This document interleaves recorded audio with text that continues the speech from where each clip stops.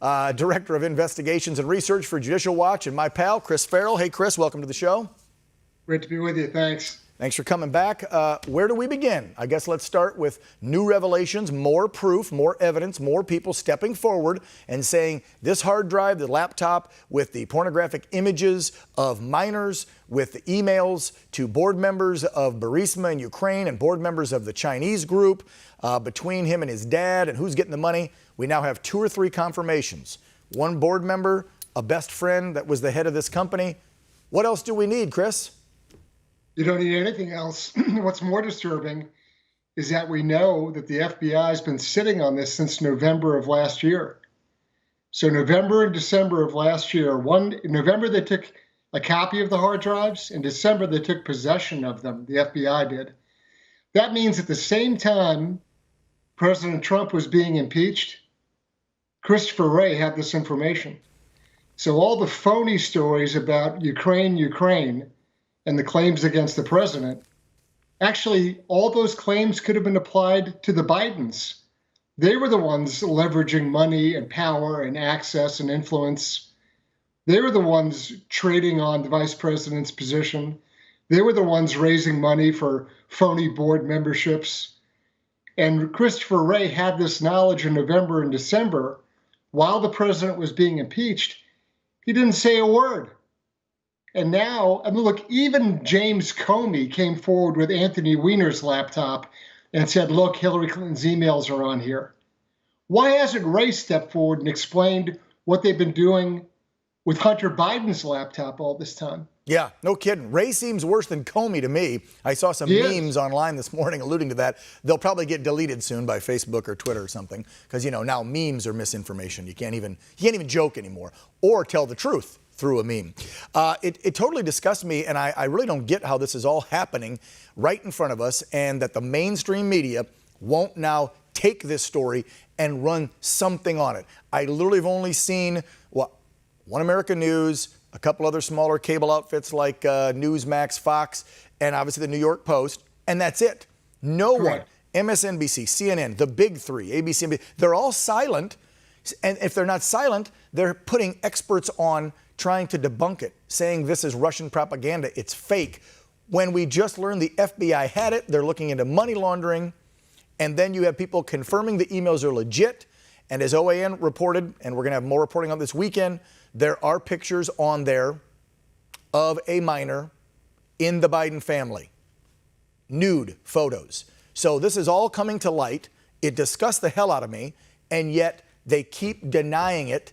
Joe gets to go hide for 4 days and not discuss it while they send Mr. Obama out to try and provide cover. Yeah, look, if one of the Trump kids had jaywalked, there would have been 24/7 coverage, nonstop. In this case, you've got the vice president's son leveraging his father's official position for personal benefit, and suddenly they all have amnesia. They're all ostriches. Yeah, I find it very, very revealing that we were trying to impeach a president for a quid pro quo when old Joey was did the exact same thing with Ukraine, and that's not the big problem. I mean, that obviously was leveraging the office and illegal. But what he had going on with China and this money coming into Hunter, which it seems like in these emails, he was taking 10 to 50% of Hunter's cash. I mean, you can't say he wasn't involved. And then for him for the last year, when the media acted like the media last year and used to hammer him on this and ask him about it, there's nothing anymore. You know, before he became the candidate for the Democrat Party, they actually were taking him to task last year. There's interviews on CNN, on NBC, where they were asking him about this stuff. Now they've just gone silent. I mean, is journalism just dead in our country? Are we just totally screwed, Chris? We may be very close to that because likewise, you can look at Kamala Harris, his vice presidential colleague, who called him a racist on national television. And now we're supposed to forget that. I mean, how do you resolve that one, Kamala Harris? Is your running mate a racist or isn't he? Answer the question. Right. Well, so that leads me to tonight's question for you with the final debate. What do we expect from the NBC anchor, Miss Welker, going into this? Are we going to it's going to be a train wreck. And the fact that they're going to control the microphones and mute and shut them off. If I were the president, I wouldn't even participate. They don't. Some NBC, assistant director doesn't have the authority to silence the president of the United States. Yeah, it's going to be interesting to see. Let's talk about election fraud, too. That keeps coming up. We now hear that a watchdog group in California pinpointed 440,000 questionable votes. Nobody's taking this seriously. The media keeps saying, well, they've changed their narrative. First, they said it didn't happen and the president was just throwing out lies and propaganda. Now they're saying the incidents are so small that it doesn't matter. I'm sorry, but every vote matters. It does, and California has been reckless, mailing out ballots to every single name in the state. There's no accountability. There's no ability to audit or walk back these votes. There's no controls on them.